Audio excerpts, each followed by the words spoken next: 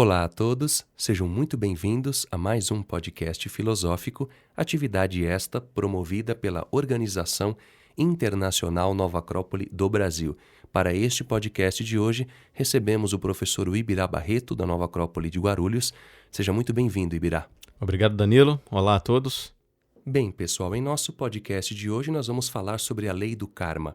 A ideia, evidentemente, não é esgotar o tema, tampouco trazer verdades absolutas, mas sim dialogarmos sobre o que significa essa lei oriental muito difundida e muito falada através da história da humanidade, buscando sempre as melhores respostas para todos nós como seres humanos. Bem, Ibirá, para começar, eu gostaria que você fizesse um resumo do que significa, do que simboliza essa lei do karma para nós seres humanos. Bem, esse conceito do karma, não é? Ele é relativamente bastante conhecido, né? Porém, a conotação dele tem a ver com a ação, né? Esse nome, não é? Ele vem da cultura oriental. Vai falar sobre essa ideia de quê? De ação e reação. De que o universo manifestado ele está regido através dessa lei, não é? De que cada ação corresponde a uma reação específica, não é? E você pode encontrar, assim, por exemplo, em termos físicos mesmo, não é? Existe a famosa lei de Newton, não é? E é uma outra maneira de descrever a mesma lei, não é? Quando você aplica uma força em algum objeto, esse objeto ele vai responder com uma força correspondente, só que no sentido contrário. Perceba que essa lei, não é? Ela vai atuar não apenas em um nível físico, mas também no aspecto psicológico, certo? E mental. Dessa forma, os orientais eles têm essa concepção de que o universo ele é regido por leis, ou seja, ele não é aleatório. Inclusive, existe uma outra grande lei, que é o Dharma, não é? O nome é parecido, mas ele tem uma relação com a lei geral do universo. Note que o universo tem os seus ciclos próprios, né? Como, por exemplo, o dia e a noite. Eles não se atropelam, não é? Você tem as polaridades, você tem as estações do ano, o ciclo da vida, não é? Então, o Dharma ele vai ter uma relação, inclusive, com o cumprimento do nosso papel, o papel que nos é próprio, né, no universo, de uma maneira suave, né, de uma maneira natural. Bom, fica claro então, Ibirá, que uma lei existe em função da outra, né? O Dharma é a finalidade das coisas, o destino para o qual as coisas se dirigem, ou seja, não há um desrespeito com a lei. Já o karma é a lei que nos compete, ou a gente pode dizer como o livre-arbítrio, não é? Aquilo que eu escolho, aquilo que eu quero fazer, e isso também incide em reações, como você bem colocou, ou seja, se eu ajo de uma maneira desumana, se eu ajo de uma maneira mais humana, por exemplo, evidentemente que cada uma dessas minhas ações, elas vão ter as suas reações condizentes, ou seja, não há como fugir disso de uma maneira bem objetiva, não é? E quanto mais coerentes são as minhas ações, digamos assim, mais próximas elas estão desse Dharma, desse meu destino humano enquanto indivíduo, né? Eu gostaria que você falasse um pouco mais desses aspectos, Ibirá, porque o karma, muitas das vezes, ele é compreendido como um karma negativo. Por exemplo, as pessoas dizem às vezes, olha, meu karma é essa pessoa no trabalho, como se essa pessoa fosse um problema para mim, como se fosse só um aspecto negativo do karma, como se aquela pessoa que estivesse no meu caminho, ou aquela experiência que eu tenho que vivenciar, fosse ruim do ponto de vista humano. Eu gostaria que você falasse um pouco dessa compreensão que se tem hoje da lei do karma. Sim, existe mesmo essa concepção, não é, do karma como algo pesado, algo indesejado, né? Uma punição, digamos assim. Isso, tem um aspecto muito punitivo, né? Algo como se fosse uma espécie de maldição que o universo está impondo a você, não é? Só que se você reflete de uma maneira um pouco mais filosófica, você vai ver que ele nos ajuda, em última instância, porque, perceba, muitas vezes, quando nós incorremos em certos erros, não é? Nós vamos sentir dor, não é? Então, geralmente nós associamos o karma a algo negativo porque ele age através desse mecanismo, né? Do mecanismo da dor, não é? E aí, muitas vezes, queremos obter aquilo que nós gostamos. Nós gostaríamos que as coisas ocorressem de uma forma que nos agradasse. e não da melhor forma possível, não é? Isso seria equivalente, por exemplo, a uma mãe que precisa ser um pouco mais severa com uma criança em determinada situação, não é? Ela não faz isso para prejudicar a criança.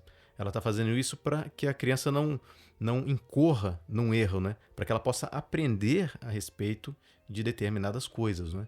Então, nesse ponto de vista, o karma ele é um grande professor, não é? Ele nos ajuda a enxergar os nossos próprios erros. Então, imagine, se nós fôssemos autorizados a conduzir qualquer tipo de projeto, ainda que fosse nos prejudicar e prejudicar os outros, não é? Se não houvesse o karma, às vezes para nos impedir, não é? Ou seja, interromper um processo errôneo, nós simplesmente aumentaríamos ainda mais esse nosso erro, não é? Então seria pior para nós mesmos. Eu vou dar um exemplo bem prático aqui, não é? Então, às vezes a pessoa sai para trabalhar atrasada, porque ela às vezes foi dormir tarde porque estava vendo um seriado na televisão, vendo alguma coisa que pessoalmente ela gosta muito, ou mexendo no celular, como a gente percebe muito atualmente, que é um fato constatado, né? Então a pessoa vai dormir muito tarde, acorda um pouco atrasada porque naturalmente ficou cansada, e aí vai culpar tudo demais. O primeiro é o trânsito, ou algum problema no metrô, algum problema no trem, quando na verdade faltou a essa pessoa tecnicamente e bem objetivamente ter dormido um pouco mais cedo, o que não é uma questão exterior, é uma questão dela própria. Não, vou dormir mais cedo, vou levantar mais cedo e vou para o trabalho mais cedo.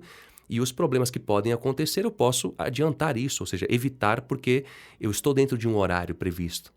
E quando isso não acontece, geralmente essa pessoa culpa tudo que está ao redor dela. É o trânsito, é o rapaz da frente do carro ou a moça do carro da frente, enfim, quem quer que seja. E aí ela se volta para fora. Como é que se dá esse processo de não entendimento do karma? Bem, nós associávamos o karma, agora há pouco, à sensação de dor, né? Porque, na verdade, o que acontece? Ele vai atuar, a correção dele, não é? Quando nós estamos indo por um caminho que está em desacordo com o nosso próprio dharma, né? O karma vai agir, não é? Então, o karma é como se fosse essas duas paredes elásticas, não é? Tem um velho exemplo que fala assim. E quando você se afasta do centro, que seria o Dharma, né? Você esbarra nessa parede. Não é? E essa parede ela joga você de volta para o centro. Só que esse processo, ele muitas vezes é desagradável, né? Para a nossa personalidade. Não é? É muito frequente também nós querermos justificar os nossos próprios erros com fatores externos. Né? Esse exemplo que você deu é muito, muito nítido. E é muito interessante porque creio que todos aqui já tenham passado por algo assim.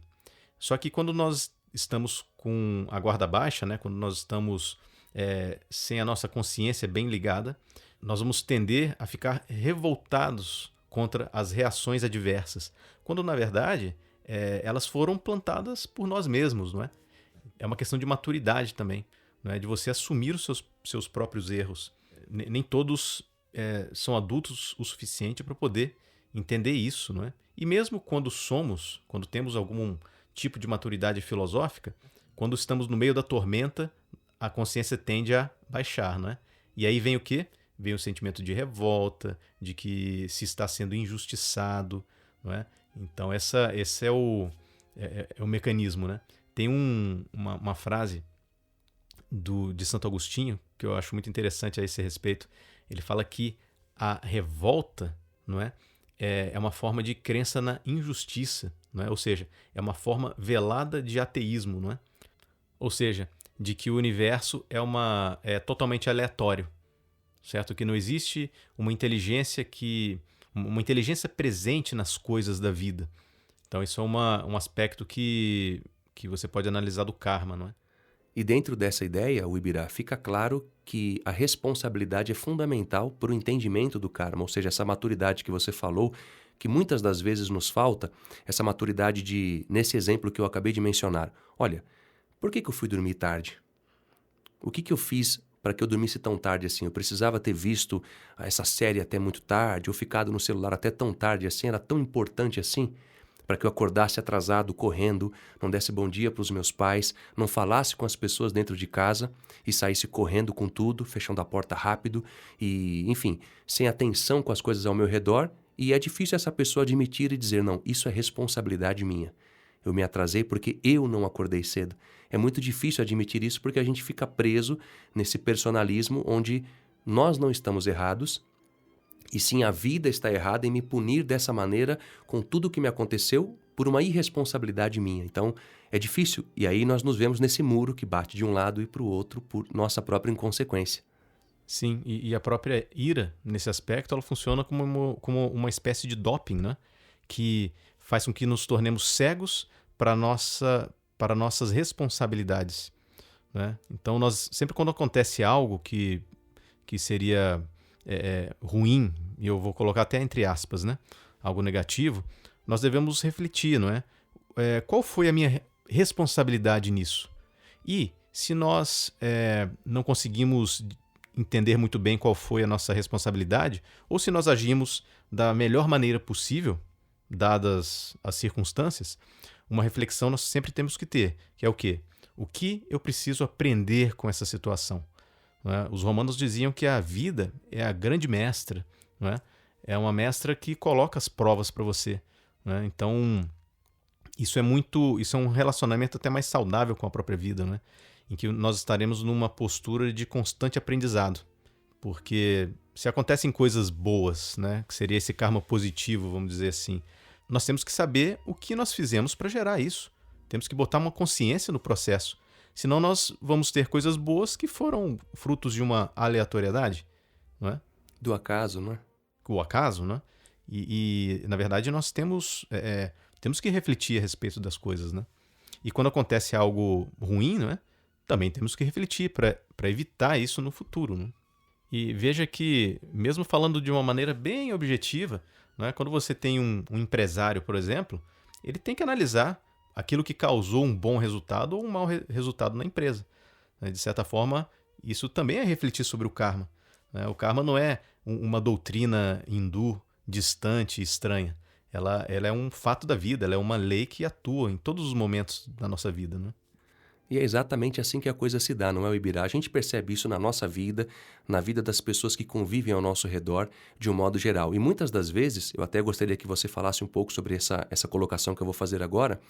Às vezes você pensa mal de alguém, por exemplo, e de imediato lhe acontece algo de ruim, entre aspas, não é? E às vezes você pensa algo de bom ou você faz algo de bom e a vida imediatamente lhe devolve aquilo ou depois de um tempo. Ou seja, há um tempo também e parece que há tipos de karmas diferentes para certas situações. Eu gostaria que você falasse também um pouco desse aspecto e como se dá esse processo também. Bem, de acordo com a doutrina hindu, você tem diversas categorias de karma. Então, você tem um karma que é chamado de karma de ciclo curto, que afetaria a nossa parte mortal, ou seja, a nossa personalidade mortal.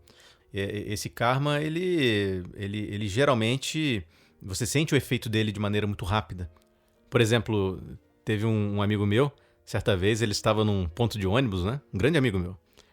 Ele estava num ponto de ônibus com uma sacola de limões, não é? Porque ele estava responsável por fazer um suco para uma festa. E ele viu um sujeito vestido de maneira estranha, não é? E aí ele tinha um cabelo muito exótico, não é? Aí esse meu amigo tirou o celular para tirar uma foto, não é? E fazer chacota, não é? Fazer piada do cara. Né? Nesse momento, a sacola de limões rompeu-se. E os limões foram bueira abaixo, calçada abaixo. Então ele se viu numa situação ridícula, né? Mas felizmente ele riu dele mesmo e falou, puxa, como o karma se apresenta, né? Então esse é o karma de ciclo curto. Ainda de acordo com a filosofia hindu, o karma de ciclo longo é aquele que afeta a nossa alma imortal. Ou seja, são aquelas experiências que nós acumulamos em uma determinada vida, em uma determinada encarnação, e que de alguma forma vai fazer vai atuar, não é? Na próxima, né? Então seriam situações que acontecem conosco, não é? Que foram, ou seja, situações boas ou ruins, não é? Que foram desencadeadas dentro de um processo de longo prazo, não é? Então isso é um pouco difícil para a compreensão humana, né? E muitas vezes as pessoas se perguntam, né? Puxa, que injusto, eu nasci em determinada situação, não é? Por que isso aconteceu assim? esses grandes sábios, eles propõem essa concepção, não é? De que nós temos o quê? Nós somos fruto de um processo não apenas biológico, mas de um processo espiritual, um processo de amadurecimento muito, muito longo, ao longo de várias encarnações. Então essa é a ideia, não é? Por exemplo, nessa questão da família. Puxa, às vezes você nasce numa família pobre, às vezes até mesmo numa situação de miséria. E muitas vezes o oposto, não é? E muitas vezes a prova da riqueza pode ser tão difícil quanto a da pobreza. Então, isso é interessante nós termos uma certa maturidade para encarar isso. E entender também que, se nascemos numa determinada condição, nós temos que nos esforçar como seres humanos, não é? Da melhor maneira possível. Claro, para você compreender inteiramente toda essa mecânica, né? Bom, seria necessário o quê? Um aprofundamento muito grande de todo esse assunto, né? Porque quando você fala desse karma individual, ou seja, desse karma que vai afetar a nossa alma imortal, né? Ao longo de muitos processos, né? De muito tempo, é como você observar um mosaico, não é? Se você olha um mosaico muito de perto, não é? Você não vai conseguir conectar nada. Você simplesmente vai ver pedaços de cacos de cores diferentes e aparentemente colocados de uma maneira aleatória. Porém, se você vai ganhando em maturidade e vai conseguindo olhar esse mosaico de uma forma mais distante, de uma forma mais ampla, aí você vai começar a encaixar as coisas, né? Você vai começar a ter uma compreensão mais profunda do porquê determinadas coisas acontecem com você, né? E veja que esse é um processo que nós podemos experimentar um pouquinho, não é? Exemplo, à medida que vamos amadurecendo um pouco mais na vida, é muito comum nós compreendermos certas coisas que antigamente nos revoltavam, não é? Ou seja, você começa a entender um pouquinho do porquê certas coisas ocorreram contigo. Então isso é uma reflexão diária, não é? Porque quando a gente fala do karma individual, claro, ele é muito amplo, né? Mas através da análise do nosso dia a dia, nós conseguimos sim extrair certas conclusões, né? E só para fechar o exemplo que você deu, Ibirá, do sujeito, aliás, da pessoa, do ser humano que nasce numa família de extrema miséria ou de extrema pobreza, digamos assim, e o contrário também daquele que nasce na extrema riqueza ou numa condição social melhor, cada qual vai passar pelas provas respectivas que o karma lhe colocou, nascendo naquele momento, naquela família. E quando a pessoa compreende isso de uma maneira interna, de uma maneira madura, em termos de sentido de vida humano, ela começa a compreender que não há injustiça. Por exemplo, quando a gente vai estudar a história do Braille, por exemplo, que desenvolveu o método Braille, a gente vai perceber que ele passou por uma série de adversidades. Por ser cego, por ter que enfrentar todo um preconceito que havia contra o cego em sua época, e de desenvolver e continuar desenvolvendo, porque antes dele já se desenvolvia uma linguagem de leitura para as pessoas cegas, mas o método Braille foi o que ficou mais famoso no mundo. Então ele passou por uma série de provas e não culpou a ninguém, ou seja, obteve as suas experiências mesmo diante das maiores dificuldades. Então fica claro aí que quando o ser humano compreende essa lei, ele não se vitimiza mais. Era essa a ideia que eu queria passar, ou seja, não há mais culpa. Como diz o Amado Nervo, poeta, vida, nada me deves. Vida, estamos em paz. Ou seja, aceitar as coisas não de maneira passiva, mas de maneira madura, humanamente filosófica, com dignidade, com valor. Isso é muito importante porque fica claro que há uma compreensão dessa lei do karma, ou seja, não há injustiça. E isso é difícil de compreender muitas das vezes, né? É difícil de compreender por conta da nossa maturidade, não é? E porque também nós temos as nossas emoções. E quando as coisas não ocorrem da maneira como nós gostaríamos que ocorresse, em geral, nos revoltamos contra isso. Ou seja, a ignorância, não é? Quando nós não compreendemos o que está acontecendo, em geral sofremos. E isso, toda a revolta, tudo isso que acontece, não é? É fruto realmente do quê? De uma falta de compreensão dos processos. Então, na medida em que possamos compreender melhor os processos, ou seja, refletir a respeito deles, com certeza nós vamos circular de uma maneira muito mais suave pela vida, né? Isso me lembra que o processo, esse processo individual, ele também se revela no coletivo, né? Daí vem uma outra modalidade de karma, que é o karma coletivo. É o karma que vai afetar um grupo de pessoas, uma cidade, um país, o mundo em si. Não é? Então, existem todos esses karmas, né, vamos dizer assim, que estão entrelaçados um no outro, como as engrenagens de uma grande máquina, a qual nós conseguimos compreender só pequenas partes. Não é? Então, veja que no próprio cultura hindu eles falam do super seres, né, que seriam os lipikas e os liptakas, né, que seriam os responsáveis por anotar cada uma das ações e pensamentos das pessoas, não é? E de aplicar a sua compensação. E no contexto das nações e dos povos, não é? Isso também acontece. Então você vê, às vezes, não é? Exploração de um povo pelo outro, e aí depois você vê guerras terríveis, ou as intolerâncias religiosas que geram tantas guerras e tantas ações e reações, e às vezes atitudes, não é? Insensatas de determinados governos, né? de muitos países, que acabam por gerar uma reação contrária à sua própria nação. Então isso é muito comum na história, não é? Você às vezes tem um grande tirano que às vezes fez alguma expansão territorial muito grande, só que baseado em interesses, em coisas que não eram propriamente humanas.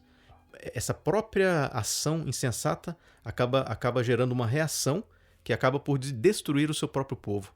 Né? Então, eu dei um exemplo genérico, mas você pode estudar na história e ver como acontecem certas coisas. Né?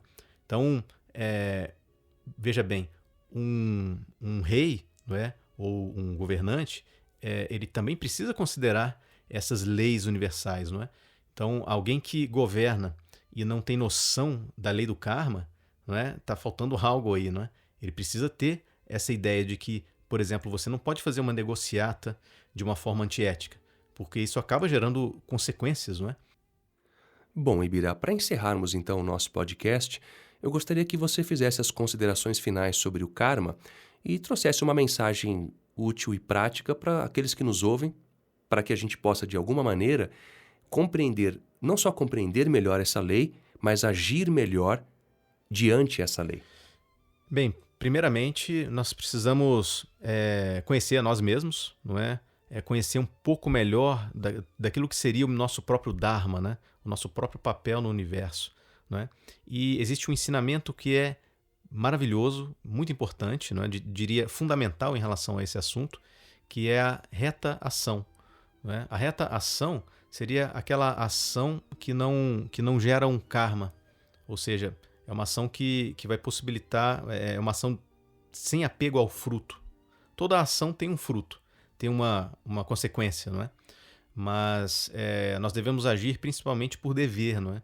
Buscar esse sentido de dever, não atuar por interesse pessoal ou não atuar em decorrência de fatores externos, né?